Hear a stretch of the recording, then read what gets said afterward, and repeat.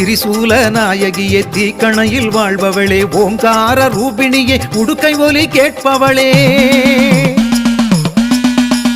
தீர்த்த குடம் தூக்கி வந்து நேர்த்தி கடன் செய்கின்றோம் தீர்த்த குடம் தூக்கி வந்து நேர்த்தி கடன் செய்கின்றோம் மாசி மாதம் பௌர்ணமியில் மனசார பணிகின்றோம்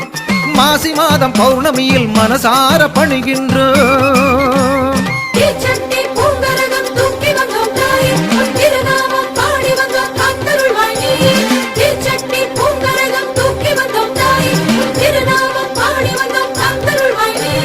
வேப்பிலையில் வாழ்பவளே வீரபத்ரகாளி வேண்டி வரும் மக்கள் வினை தீர்ப்பவளே காளி